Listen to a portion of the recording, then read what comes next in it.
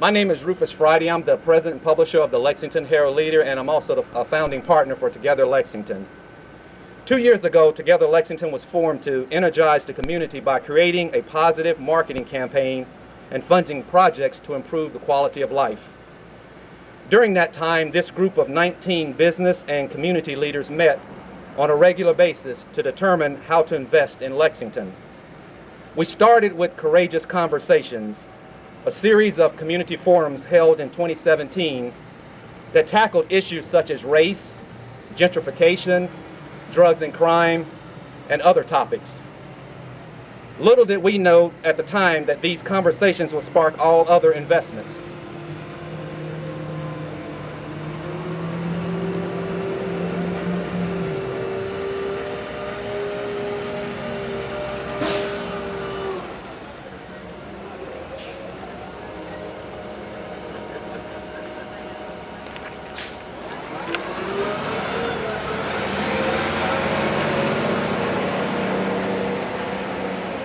Mayor, we did not want to block the street off, so that is correct. Little did we know at the time that these conversations would spark all of our other investments, from sponsoring a community picnic with the police, sponsoring felony expungement workshops, to providing the remaining funding needed for the Isaac Murphy Memorial Art Garden statue. Thank you. And now to the reason that we're here today. Our largest project is an investment of $75,000 to create interpretive signage to tell the story of the African American experience in this community. 12 signs located mainly in downtown will help residents and visitors discover Lexington's African American history through a self-guided tour. The people and places featured served a significant role in the advancement of equality. Stories that stretch from slavery through the Jim Crow era to the Black freedom struggle. It's important the full story of Lexington is told. Though they aren't famous, these citizens were far from ordinary. Their extraordinary and selfless acts of courage and leadership should be known and appreciated. Understanding this history, good and bad, will help Lexington understand its past and move together toward its future. I'd also at this time like for the Together Lexington partners to raise their hands so that we can take a moment to thank you for creating these legacy gifts for our community. Thank you. I think we've got Ann Bakis, Larry Jones from Community Trust Bank, and Augusta Julian from BCTC, Daryl Love from Valvoline that's here, and Carla Blanton, our wonderful project director in this project as well, that's here. The stories featured along this self-guided tour were collectively identified and researched by a steering committee of Lexington community members who met several times over the year. Ed Holmes and his team at EHI Consulting have managed this process and brought it over the finish line for us. Ed, please share a little bit about how this project went from a vision to a reality.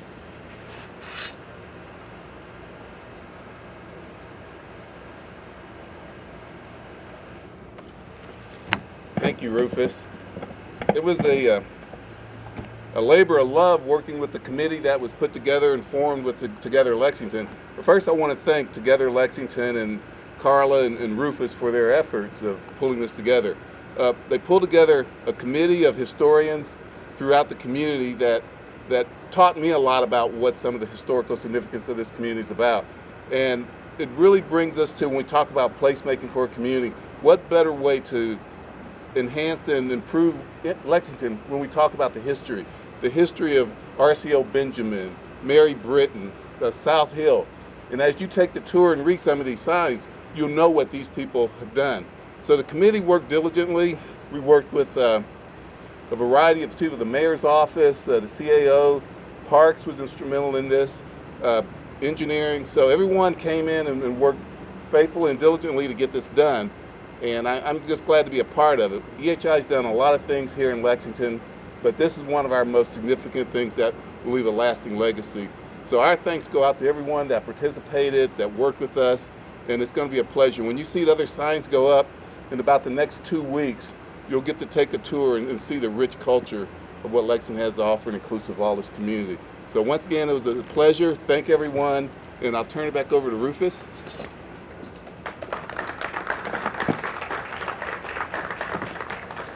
Ed, thank you, and thanks to you and your team for such dedication to this project. They turned this vision into a reality and went above and beyond to make it happen for us. I'd also like to take a moment to recognize the members of the steering committee. So please raise your hand so that we can show our appreciation for you, steering committee members. And we got a few over here. I'd also like for Yvonne Giles, who is an amazing historian, to say a few words on behalf of the committee as well. So, Ms. Giles.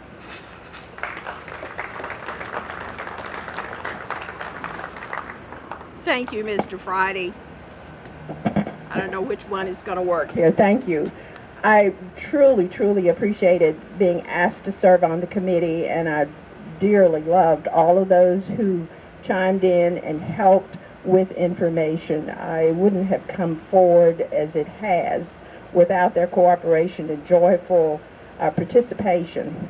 Thank you, Mr. Friday, for introducing, and Carla for steering the members of Together Lexington. This is one of the most rewarding, outside of my cemetery, one of the most rewarding projects I have worked on in 18 years.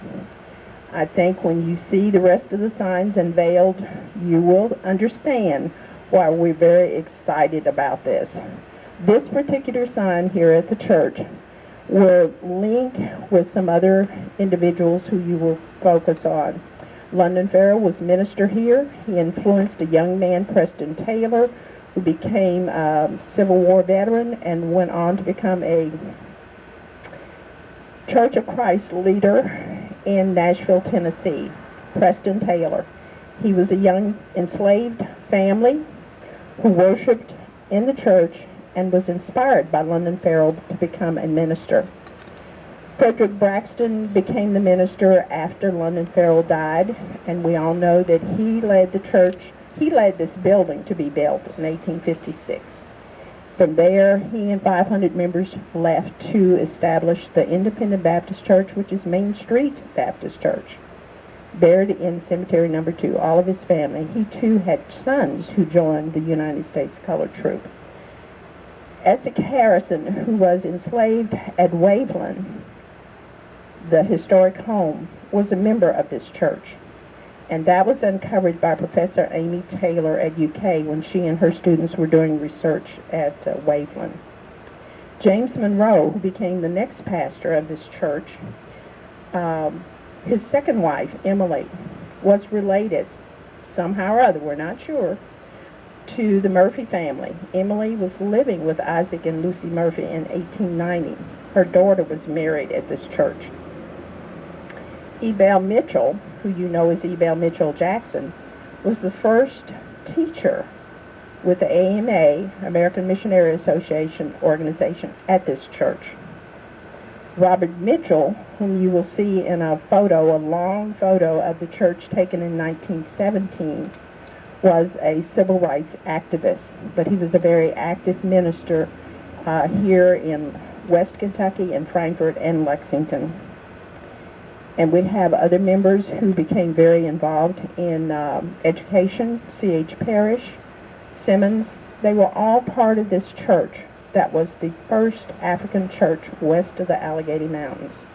So there is significance, not just for this building, but for the interweaving of the history among many groups, among many people, among many religions. And that is what you're going to find when you review all of the other markers that get set out in 2 weeks, I hear.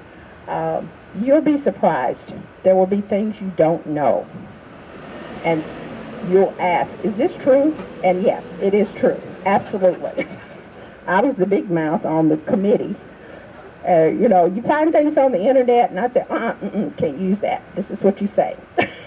And fortunately, the committee thought, oh, it's the old lady talking again. They kind of listened. They edited some of my work, but they did listen. So I feel very, very comfortable about what you read will be factual and enlighten your education and encourage you to expand what you have learned and what you already know.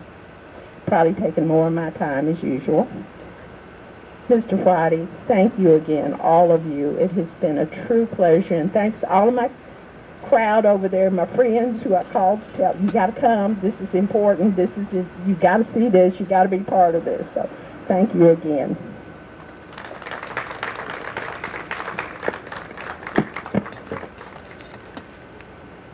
Thank you, Ms. Giles. Your life's calling has been to uncover and preserve this history, and we are all better for your lifelong dedication. You are truly one of this community's unsung heroes and treasures. And we appreciate also all the members of the steering committee for their work as well. 2 of the signs are on private property, and we appreciate the Triangle Foundation and James Robert Mitchell for generously agreeing to be a part of this project. We also want to thank the McBrayer, McGinnis, Leslie, and Kirkland law firm for helping us work through our various legal questions and the development and review of documents for this project. And I'd also like to recognize the folks at Solid Light. You've done a fabulous job bringing the facts and photos to life for all to enjoy through your compelling design and fabrication. Visit Lex is also a partner in Together Lexington, and President Mary Quinn Raymer is out of town and was very disappointed that she couldn't be here today. But I would like to introduce Gaithan Borden, the Vice President for Marketing for Visit Lex, to say a few words. Gaithan.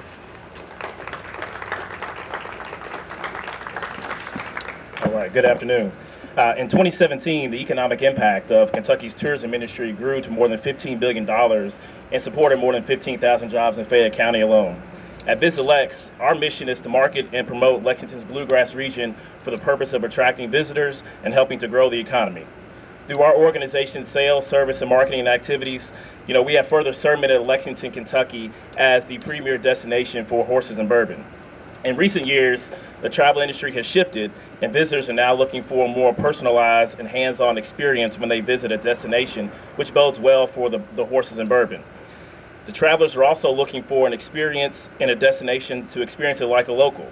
And so they're looking for opportunities to learn more about the history and the people of the communities that they visit. African Americans have a long storied history within the equine industry, and we often celebrate the names of Oliver Lewis and Isaac Murphy, but their impact on this city extends far beyond just one industry. This African American Heritage Interpretive Sign program is a perfect fit into our marketing and promotional efforts as we continue to share the story of Lexington tourism. Visitors and locals will be able to find all this information on our website at www.visitlex.com/AA Heritage Trail. We look forward to working with our community partners to further help share the story of Lexington as a great place to live and visit. Thank you. Thank you, Gaithan, and once again, thank you for the partnership with the Visit Lex with us. The city has also been a tremendous help to us, guiding us in navigating regulations and rights-of-way issues, as well as allowing us to install most of the signs on public property. I know that we have some of the council members here today, and I'd like to recognize them. Council members James Brown, Joe Smith, Angela Evans, Councilmember Richard Maloney, Vice Mayor Steve Kay, Commissioner Chris Ford is here, and State Representative George Brown is also here. So hopefully I didn't leave anyone out. But we want to thank you for your support as well. And also, so many of them participated right from the beginning with our courageous conversations, being participants in those sessions as well, also including our current police chief who was there, to our sheriff and many others. We appreciate all of the support and know that also leadership does start from the top. And with that in mind, I would like to now introduce our Mayor, Jim Gray, to say a few words as well. Mayor? I said, Rufus, don't go far, because I'm going to remember the 5 B's of public speaking. Be brief, brother, be brief. All right. First things first, let's thank Rufus for all the work and the vision that he has had with Together Lexington. Let's give him a clap. And Carla, I know you've worked hard on this project, and the Chamber has worked hard, Commerce Lexington has worked hard, Visit Lex has worked hard, so many. And thanks to the council members who are here today as well. When we think about a project like this, And Yvonne, you did such a wonderful job of reminding us, and you have been not the big mouth, but the wise one all along. We thank you because you tell us about our history, a remarkable history, and a challenging history as well. One that informs our present and one that informs our future in significant ways. And that's why we're here today. We're here to inform our future.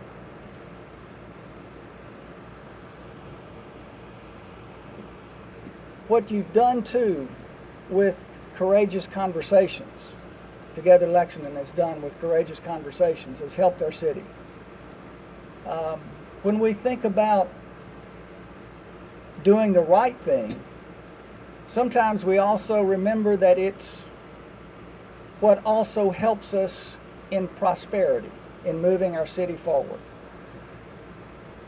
When we are creating a welcoming community, one that recognizes and acknowledges this remarkable history, but also a challenging and tough history, we are saying far beyond our borders that this is an inclusive community, a community that recognizes the value of diversity. And that itself is remarkable. And so I don't want to get in the way of this unveiling, but I do want to say thanks from the bottom of my heart, representing our city today, Rufus and so many, this steering committee, so many of you who have put yourselves into this project vigorously, with all your heart and with all your heads. Thank you so much.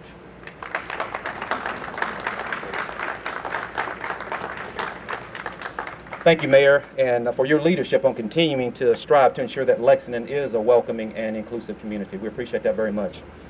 Once again, I want to also mention just briefly Carla Blanton. She was our project director throughout this entire process, so you can imagine the monthly meetings that she had to facilitate in trying to keep 19 very alpha business leaders staying focused on a particular mission, and you did a phenomenal job, Carla, so thank you very much.